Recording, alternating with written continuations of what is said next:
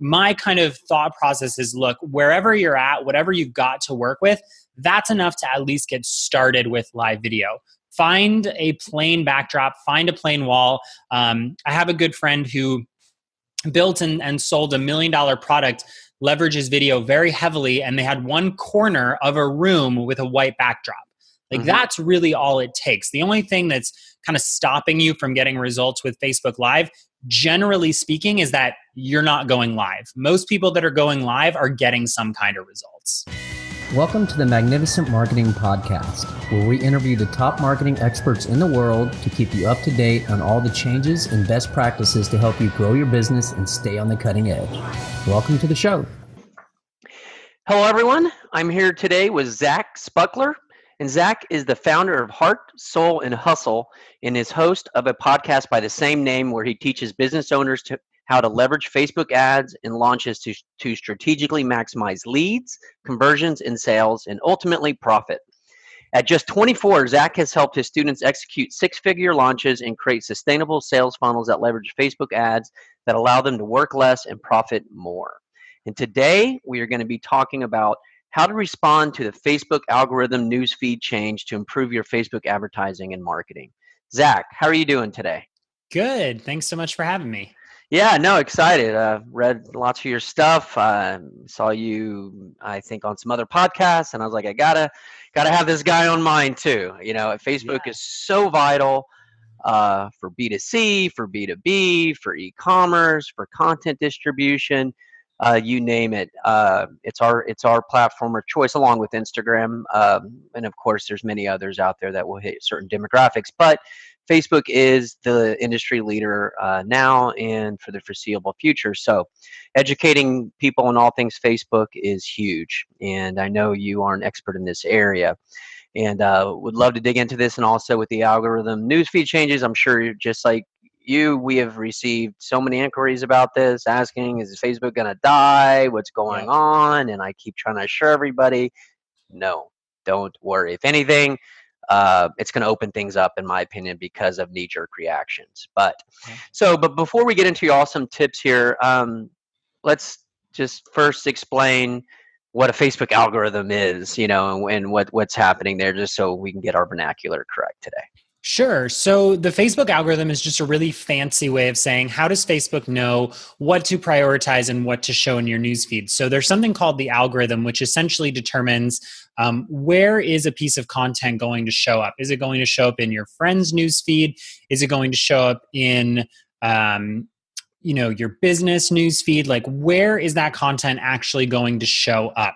So the algorithm is just, how does Facebook determine what content is going to reach how many people, who's going to see it, and where your content is going to be shown? Gotcha. So basically the same, Google, who gets to rank higher, they have their algorithm that are secret to everybody in the company, really. Exactly. Same thing with Facebook, there's ways to get things shown, and they have their millions of data points that do that. And that's what we're talking about, like how to not game the system, but like work within it. So, all right, let's dig into, these recent happenings with the Facebook news feeds adjustments, and, with Mark Zuckerberg, getting interviewed, or interviewed's a nice word, by the Senate, and all of that stuff. It's really caused a lot of, uncertainty, I guess. So can you explain what this change is all about, and what it means to brands and companies, and also, not possibly why. Well, you can tell me why you think it came about, in addition to, all the government stuff. Yeah, well, I think the algorithm change is something that Facebook has been doing for a really long time. And if you look back over the past several years, Facebook has done this time and time again. If we use the same example, Google does it too. The algorithm is a constantly changing and evolving thing.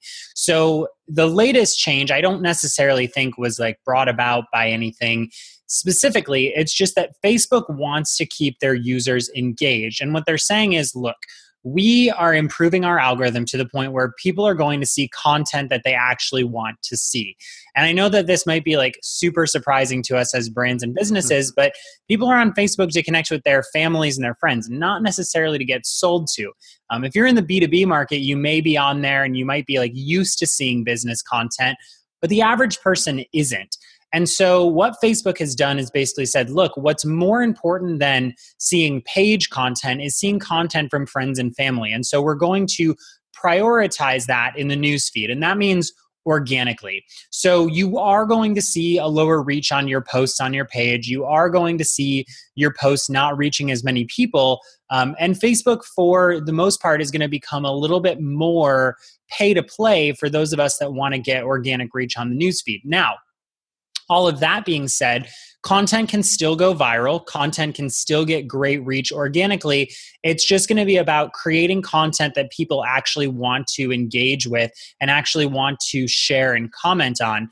And then potentially supplementing that content with a little bit of advertising behind it is only going to increase your results. So, really successful businesses understand that you have to pay to play on Facebook. And the reality is it's been like that for a few years now, and you might have been able to kind of push a boulder up the hill, get some more likes, get people to engage.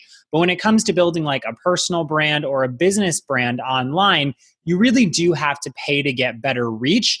And hopefully that's not like eye-opening, shocking news to anybody that's listening. Yeah. No, I hear you. And, that's where we've been trending, and marketing, the only thing constant with marketing is change, right? And it's, I would venture to say marketing is probably the most changing industry. I mean, literally, if you take a sabbatical for 6 months and you come back, something could drastically be different. Yeah. And we've been definitely trending this way just in general over the last few years as content marketing took off. And it took off for a reason.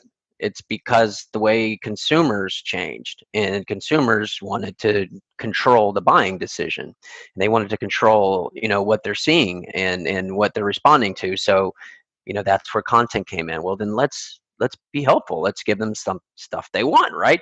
Well, then everybody started doing that, right? And then it got to the point where we were told lots and lots of content, right? And then everybody started doing that because it helped with SEO. And then now we're going back. We're going back to slow down, think it through.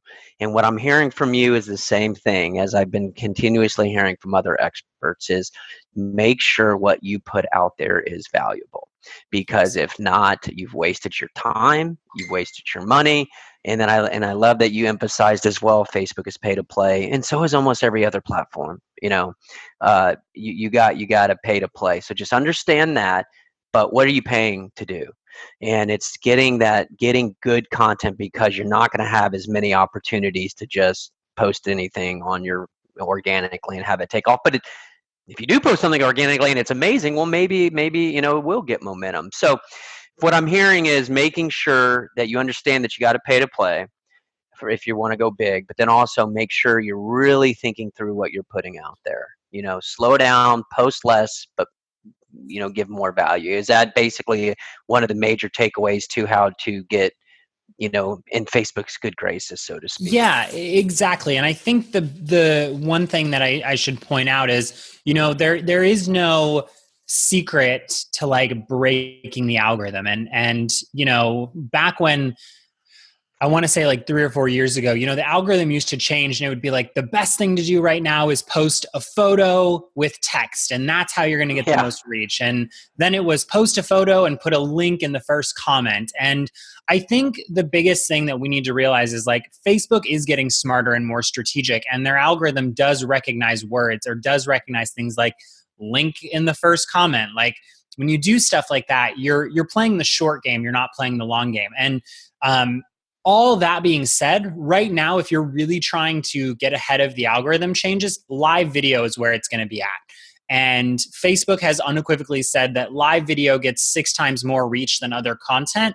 It's right there in their press release about the new algorithm changes that they are starting to prioritize live video. So it's understanding this combination of, look, we need to know what's working now, but we also need to be playing the long game. So if you're looking to like break the algorithm or get ahead, live video is going to be where it's at. But understand that a long-term content strategy is going to be way more effective than one live video that might get, a little bit more organic reach than what you're used to. No, that's a great tip, by the way. That's definitely a take home that people can do. And the way we look at this is we we build like a sandbox basically, right? We build our structure of like, here's our overall strategy and content. We're going to be doing this, you know, we're going to be doing this. Like this is the core foundation of what we're doing. And then within that, you can do things like Facebook Live. You can do things like driving people to webinars. You can do podcasts. You can do, you know, lead gen campaigns, right? You can do that within. So Facebook Live, as Zach's pointing out, is one of those things that you can do. It's not your strategy, right? It's a tactic within your strategy.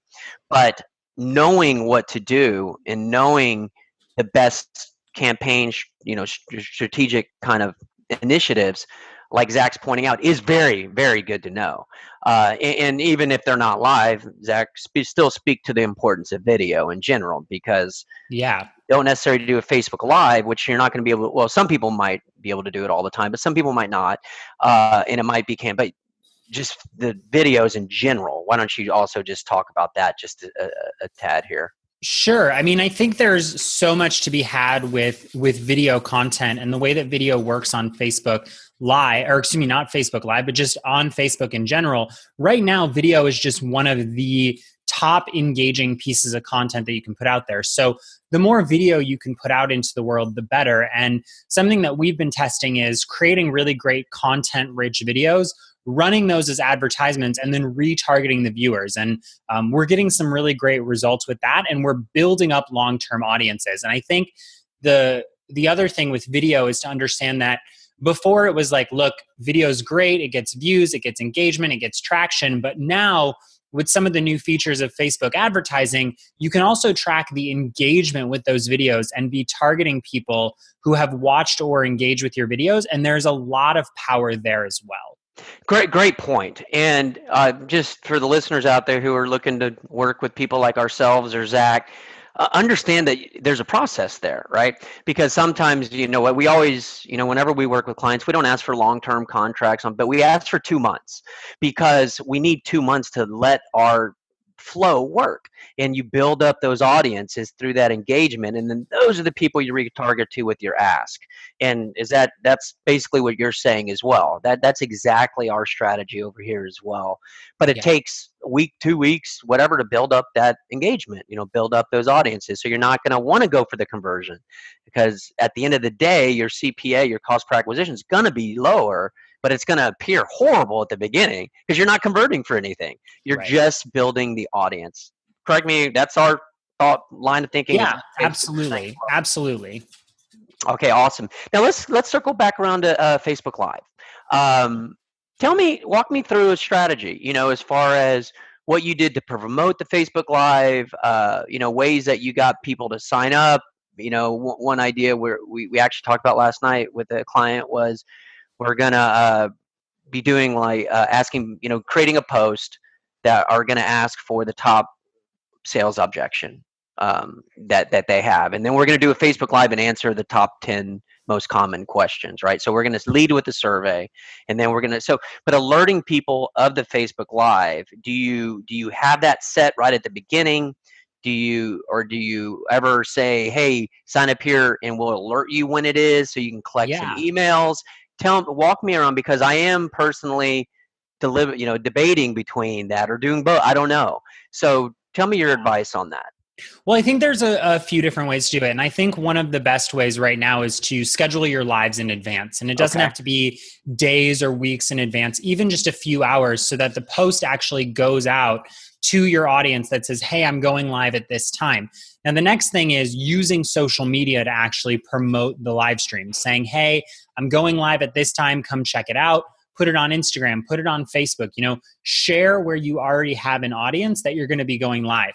Now, the third thing that we do, and I want to kind of throw it out there without going down a huge rabbit hole, is we also use Facebook Messenger as a reminder strategy. So we're always in the background building up our Facebook Messenger audience. We've got a couple thousand people on our Messenger audience that we will send out a blast if we're doing a really high impact Facebook Live that says, hey, we're going live in 10 minutes, come join us.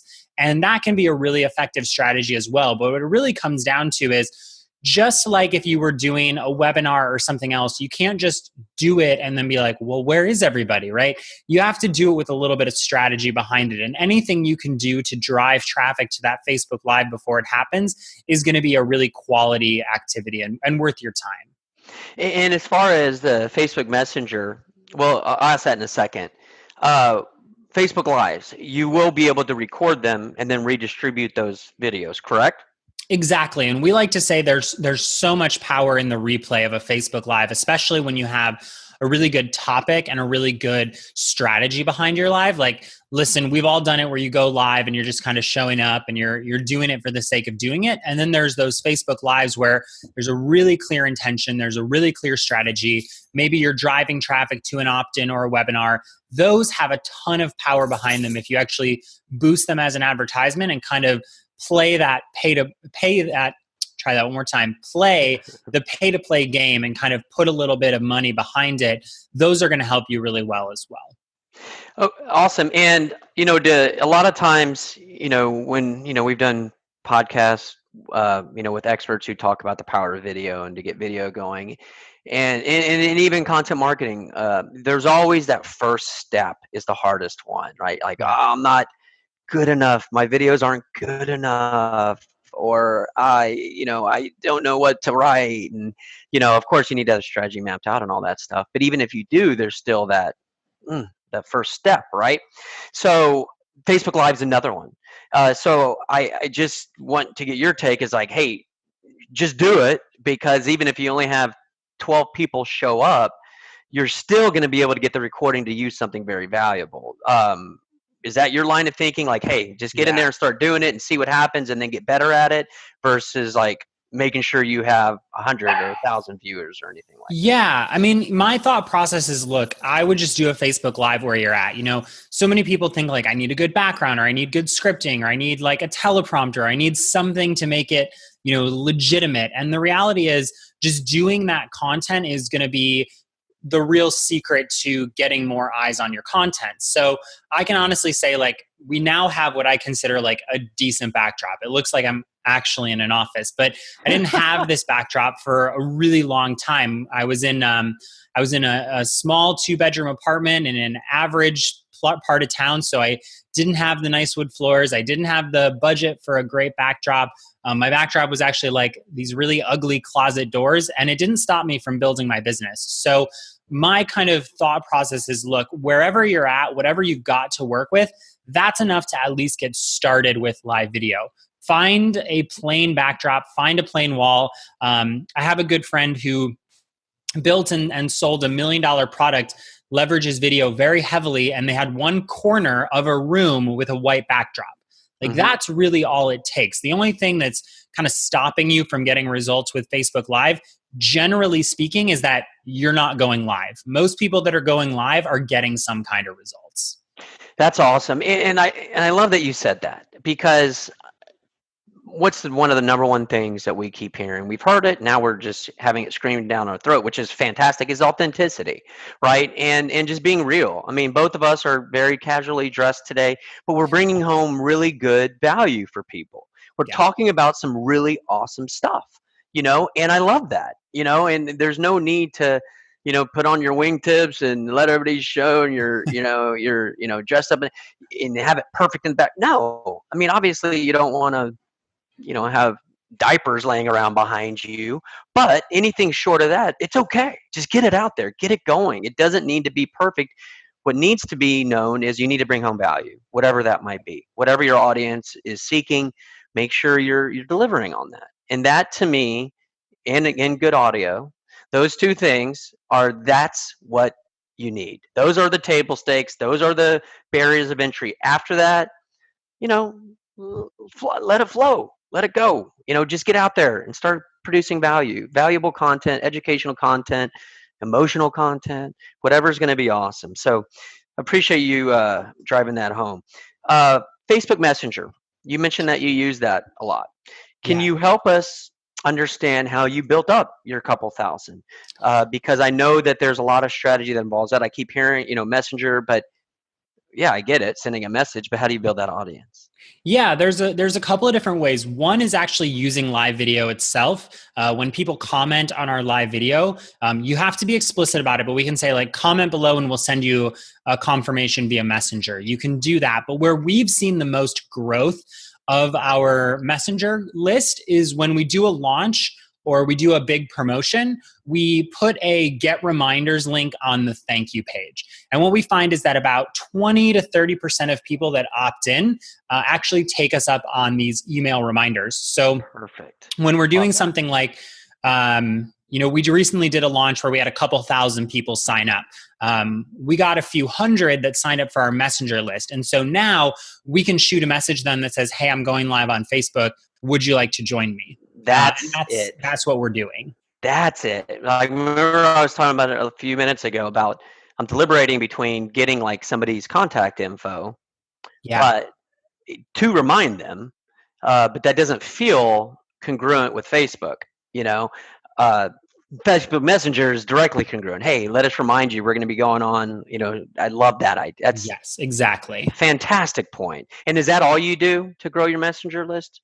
Yeah, we also have some other stuff that we do. We're always testing new stuff. Like if you go to our website, we have a popover that says like, let us diagnose why your Facebook ads aren't working. And it's a little automated messenger bot that asks a few questions. And I would say we probably get a handful of opt-ins a week from that. So how are they opting in? I mean, there's one thing to have a Facebook Messenger, like a chat bot, that you can embed. And when they're engaging, they're not automatically signed up to be on your Messenger list though, right?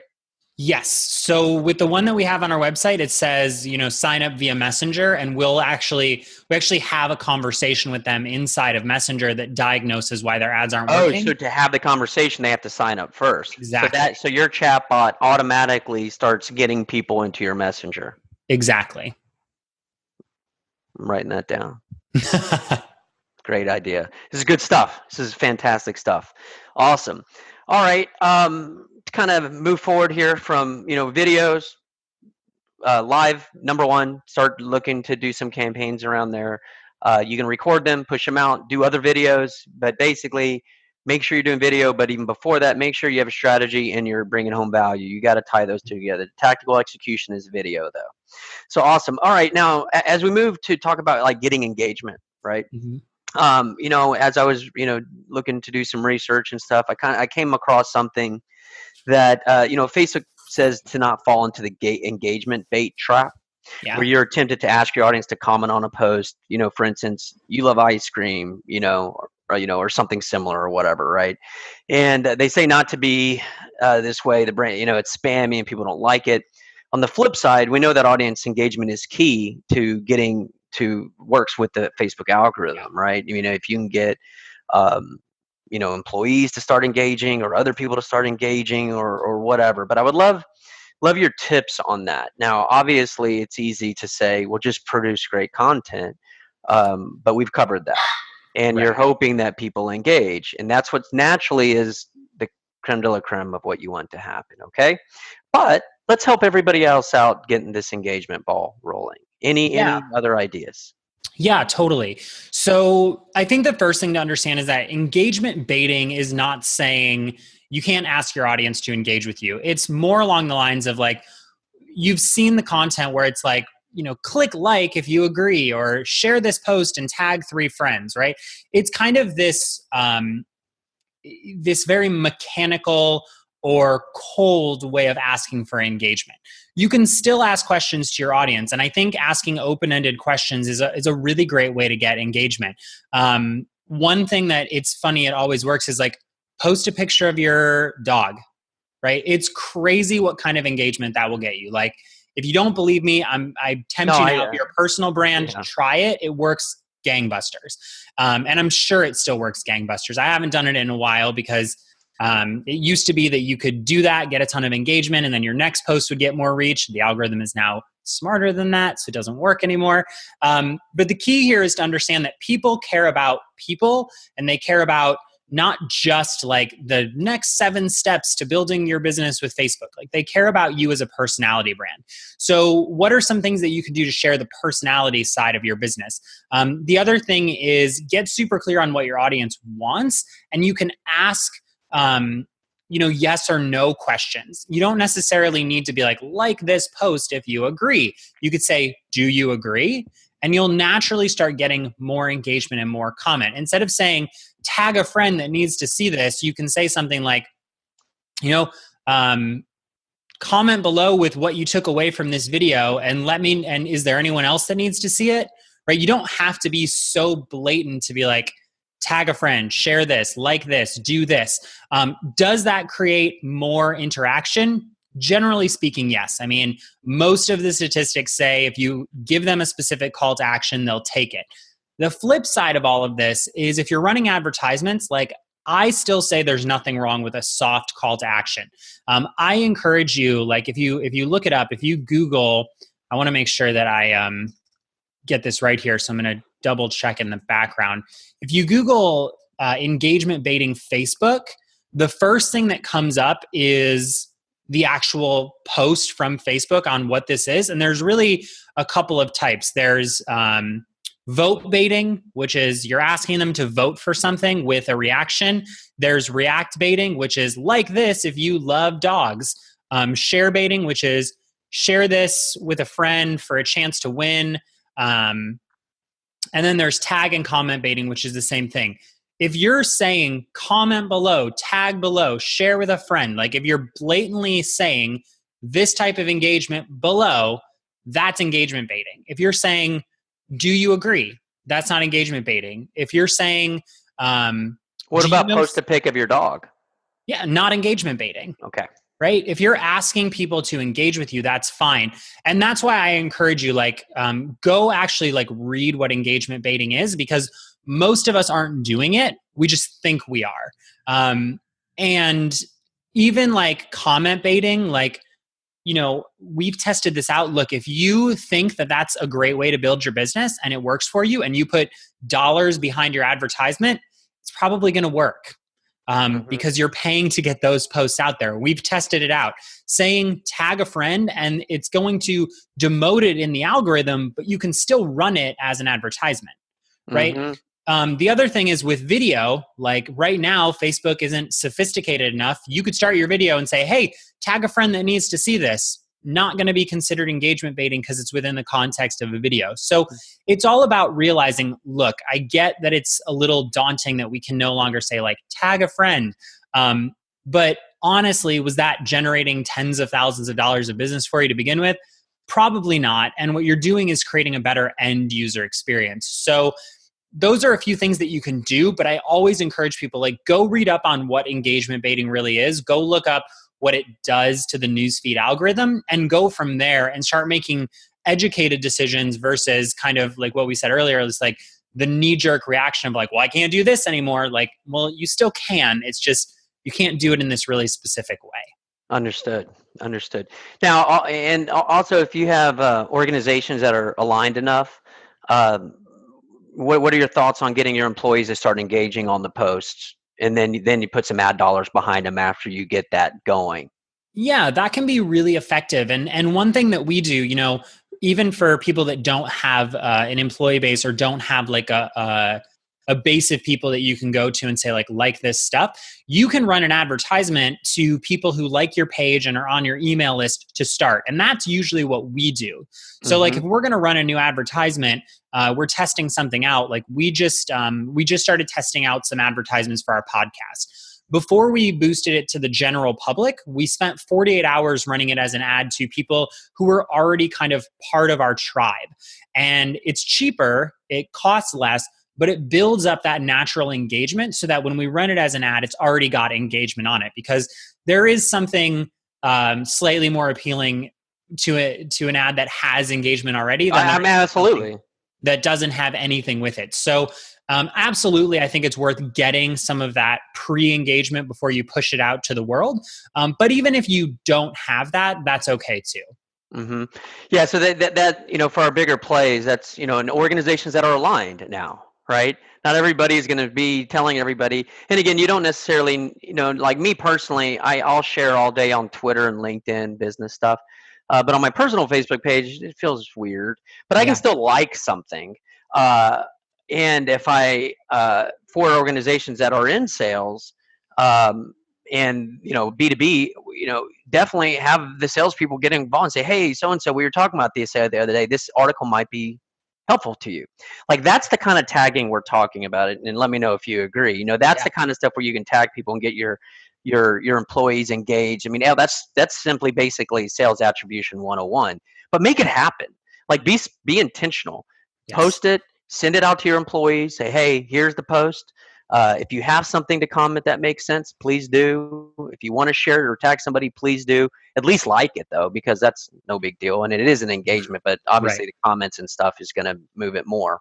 And then advertise it to your core base, emails, fans. Third would be website traffic, and then from there you go outside of your world and start pushing it out. But if you do those in sequence, and Zach, correct me if I'm wrong, this is you're starting to get in Facebook's good graces, meaning they're good algorithm graces, I guess. And then you put money and they really like you now. And you tie those two together, and then that's how you get the most bang for your buck. Yes, exactly. Gotcha. Awesome. Very, very cool. All right. As we kind of near the end here, I'd like to touch on Facebook groups. They were all the rage and they're still big. But again, you have your Facebook page of your Facebook fan page of your business. We're talking about Facebook private group here. How much is it worth it to start leading people into a different group? And when does it make sense to do so? Because you need to engage your fans of your Facebook page, just period. But just talk about that. Like, because just like if you have 500 fans, all of a sudden you do a Facebook group and you have 20 people, like, you hear what I'm saying? Yeah. So, I mean, I think Facebook groups are still ridiculously effective as long as you've got the time and the bandwidth to manage them and constantly be building them. So, the big secret to Facebook groups, if there's a secret, I guess, is everybody thinks like you're going to build this group, it's going to be way more engaged than your page, and you're going to get just massive tons of traffic. But the truth is, your group can be just as quiet. So you need an intentional strategy behind it. I think it's great when you're getting started. I think it's even great if you've been in business for a year or two. I think you do start to hit a ceiling with your Facebook groups in some capacity. But that being said, I know people that are doing, 7-figure businesses rocking out a free Facebook group. And I know people with, 7-figure businesses that don't want a Facebook group at all. So it's a really great strategy, but it's just that it's a strategy. Is it a strategy you want to implement in your business? Maybe, but you really want to have 3 key things. Number 1, the time to manage it. Number 2, the ad dollars or the marketing reach to actually be filling it on a regular basis. And then number 3, you need that intention behind it. Like, why are you building a Facebook group? Is it for a tighter sense of community? Like I know Jill and Josh Stanton of Screw the 9 to 5. They're all about community. Community is something that's super important to them. And so they have a Facebook group because it fosters community better than a page. Is it purely for marketing? Are you creating a space that's like a billboard for your business? Having an intentional strategy combined with those other 2 points, that's what makes a really successful Facebook group. And it's going to need to be different. I mean, you're going to have to be doing something additional. Basically, Yes. that's what you mean by intention. You can't be posting the exact same things over there. It needs to have some sort of exclusivity to it, behind the scenes, stuff that can't be seen anywhere else, basically. Exactly. Is that okay? Awesome. So you laid it out. So I mean, it's a thing. You can't just be like, yeah, let's do a Facebook group. Yeah. Well, no, yes, maybe, right? But you got to be able. It's a whole nother undertaking. Just talked to a client today about potentially like a LinkedIn group. And like, fantastic idea. Just understand, but it needs somebody who's dedicated to it and growing it and engaging. So just the answer's gonna come from you, right? So and that's very personal too. You can't have a marketing agency control a Facebook group. I mean, that's the soul, of the company needs to be coming out there. So Right. awesome. All right, let me see here. I'd like to set the record straight. I do with most Facebook podcasts that we conduct. is the boost button versus fully optimizing your ads. Can you just quickly touch on that? In case other people don't listen to the other ones, I just want to make sure that people really understand how crappy the boost button is. Not to Yeah. lead you with your answer here, but I assume I know what you're going to say. But go ahead. Yeah, I'm still not a big fan of the boost button. To be completely honest, it's way more robust than it used to be. It used to be like you clicked it, that was it. Now it has targeting options, but my opinion is, look, if you're going to, the best way I can explain this, let's think, is it's like walking into the grocery store and knowing that you can shop the entire store or being limited to 2 aisles. The boost button is being limited to 2 aisles. That's a great way to Does it have some of what you need? Absolutely. Can you cook dinner? Probably.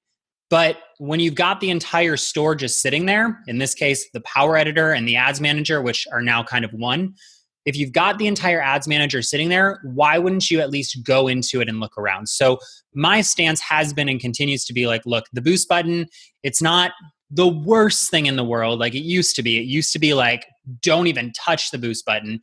Honestly, we've used it before. Sometimes we still use it if I'm in a rush, but it's really limiting the potential of what you can do. So it's going to make way more sense if you got the time, go into the full-on Ads Manager and manage your posts from there.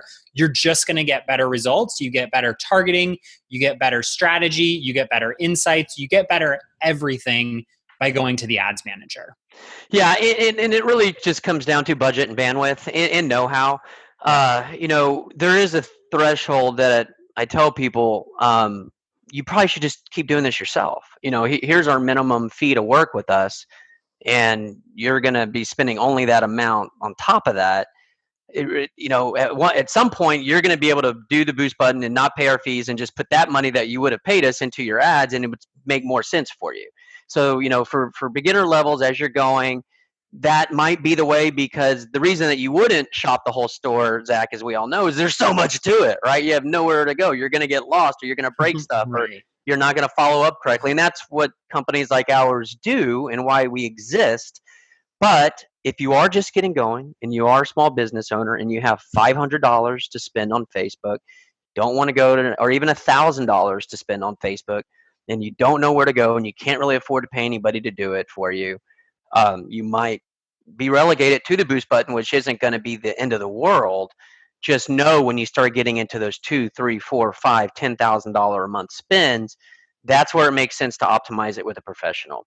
So that is, if that's your option, okay.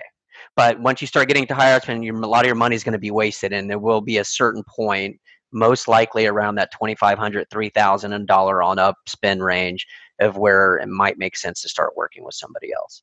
All right. Let's see here. Let's end on a crystal ball prediction, as I always like to do. Okay. Why don't you take out your crystal ball and let me know what you see coming up on the Facebook horizon? Yeah, I mean, depending on how far forward you look, I think that probably augmented reality and virtual reality are probably going to become pretty big on Facebook. It's not my zone of genius. I'm like quietly watching from the sidelines. But I think, more, if I'm going to get more tactical with my prediction, I think the biggest thing is going to be building up audiences to target. I think that we're slowly moving away from a time where you can just throw cold traffic right into the mix, be able to make really quick profit on it.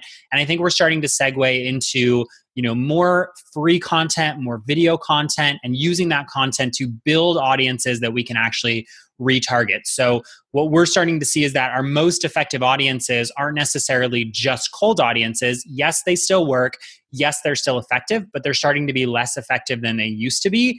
And our most effective audiences are people who like our page, people who are on our email list, people who have engaged with our content.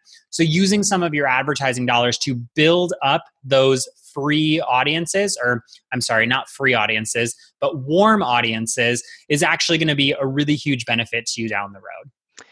Zach, we're very aligned, buddy. Very aligned. And that makes me feel good, because I know you're an expert in this area as well. And it's really nice to hear that, because that's exactly our strategy. So it's nice to hear it validated. And I greatly appreciate you sharing that with the world here, because I really feel like, we talked big picture strategy, which is important. But we also gave away some specifics for people to go and start applying right away. Yep. So really appreciate your time, and why don't you let people know how they can continue to learn from you? Yeah, so if you want to learn more, you can head over to heartsoulhustle.com and you can sign up for our free Facebook ads workbook if you want to check it out. If you just go right to the site, it'll ask you what you're working on right now, and we'll have some sort of related freebie for you. So heartsoulhustle.com, and I'll meet you over there. Awesome. All right, Zach, until next time. Thanks. Thank you. Awesome, man. That was fun. Good? Yeah. I hope it was good for you too. Yeah, it was perfect. All right, awesome. Yeah, that was fun. I'll let you know we had a backlog of these, so I started to schedule less of them because we were getting 4 months out before publishing, but I think we're catching up a little. I think we're within 2 now. But what we do is we take these, obviously edit, and then we assign writers to scribe, not scribe them out word for word or transcribe them, but write summaries of them all. Then we'll push it out as a press release, and then we start pushing it out in advertising. And at that point, I'll let you know, and so you can share it out with your people as well. But cool. That was a lot of fun. Worth the wait. I know we've been working up towards this for a while, but that was really awesome. I really appreciate your time. Yeah, thanks so much for having me. It was good. Is there anything I can do to help you or support you? No, I'll just let you know when it's posted and you can push it out and stuff. Cool. But yeah. Cool, yeah, we'll share it out on social media for sure. All right, awesome, buddy. Have a wonderful rest of your day. All right, thanks. You too, David. Okay, bye-bye. Bye. Thank you for listening to the latest podcast. Feel free to go to magnificent.com/blog to see the show notes for this interview, as well as those from many other of the world's top marketing experts. Have a great day.